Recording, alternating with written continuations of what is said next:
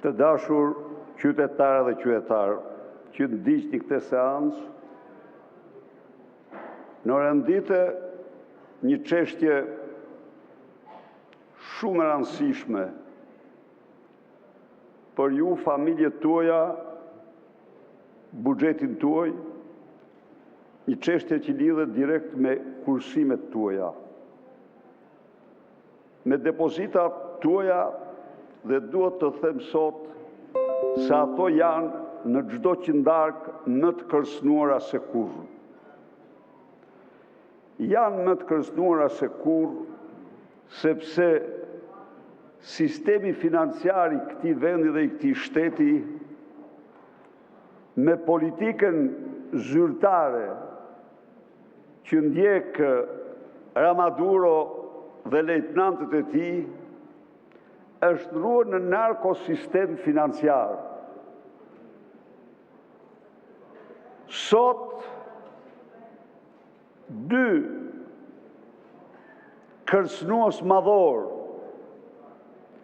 shkatrimtar, janë në financat familjare dhe të shtetit shqiptar. Njëri nga këta kërcënues janë parat e drogës, të klaneve, para të cilat, si të faktojnë të dhanat e fundit, arrin dhe në 6 miliard tek një grup i vogël fare, 4-5 vetë, 10 vetë. Para të cilat futën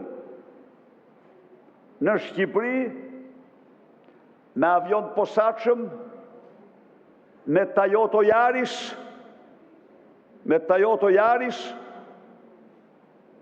me nëndetse, me kontejner, me arka dhe me të gjitha mënyrat. Po këto para të dashur qytetar, do thoni ju çfarë lidhje kanë me kursimet tona? Këto para vrasin kursimet tuaja. Se vetëm me një trënd lapsit këto para zhvlerësuan kursimet tuaja me 30%.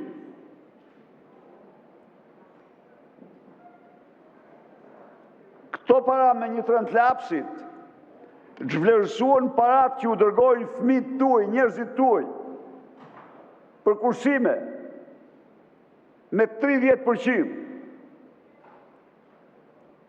Këto para, të dashur qytetar,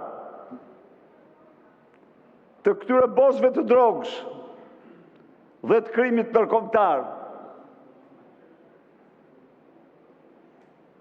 po shkatrojnë prodhimin në vend.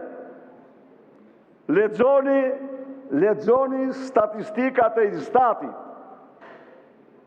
Çfarë thot Instati? Për 3 vite rresht, prodhimi industrial bie në pikjat. Çfarë thot Instati? Për 3 vite rresht, prodhimi bujqësor bie në pikjat. Dhe rënje katastrofale kanë eksportet. Një vendi që të vogël me potencial shumë të madh eksporti. Po pse? Që të gjitha, sepse euro në Shqipëri shtypet nga narko-euro. Sepse euro zhvlerësohet, sepse biznismeni ndershëm që tregton me euro, me zhvlerësimin 35% të saj, jo fitim, po vetëm falimentim ka. Dhe ju, po t'i hidhni një sy sot, të merrni shifrat, por ju shifni xhepat tuaj, kuletat tuaja dhe kontot tuaja, shpyesni për qytetarë se ekzistojnë. Po të merrni shifrat sot ju, nga se mbahet ekonomia shqiptare, cilat janë shtyllat e ekonomisë shqiptare, financave shqiptare. Shtyllat e ekonomisë shqiptare janë ndërtimi, i cili 80% të fondeve i ka nga Toyota Yaris, i ka nga autobusat, mikrobusat, avionët, në ndecet, kontejnerët që bëjnë transport e tyre në Shqipëri. 80%. 20% janë, vetëm 20% janë nga bankat. Çfarë ndodh me këtë, të dashur qytetarë? Shifni kullat. Kullat e korrupsionit, kullat e mashtrimit, të drogës. Me çmime stratosferike. Mollë ndalur. Për çdo shqiptar të ndershëm që jeton me djersët e tij. Zblen dot 1 metër katror si afrohet. 56.000 apartamente bosh. Po, kjo është ekonomia e narkoshtetit. Shifni çmimet tjera.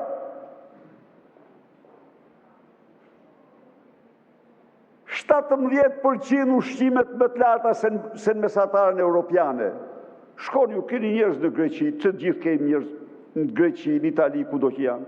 Dhe do u thonë që çmimet këtu të ushqimeve janë më të lira se në Shqipëri.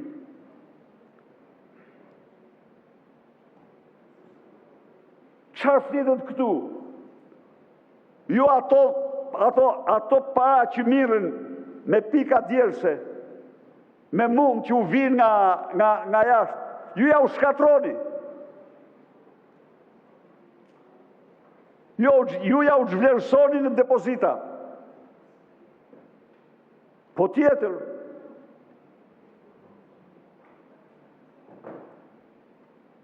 ju ndërpret seancën, zoti kryetar, e kaluar, vetëm se unë fola për Arubën, fola për pritjen që i ka bërë luftimhysit Edi Rama në selin e kryeministrit. Po, çfarë janë ato?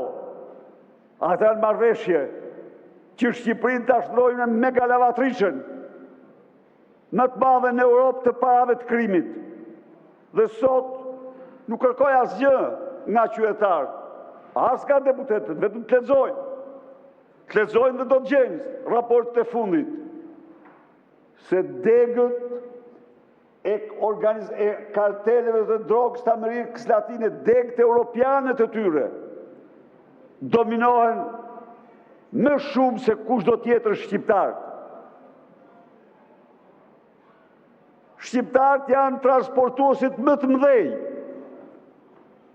të ngarkesave më të mëdha të drogës nga Amerika Latine, nga Amerika e Jugut në Europë. Po, të pa para më parë, 17 ton në Rotterdam solli klani Çopja, 11 ton solli në Antrep. Si kishë pa në herë Europa këto ngarkesa, përcaktojnë çmimin dhe presin taon.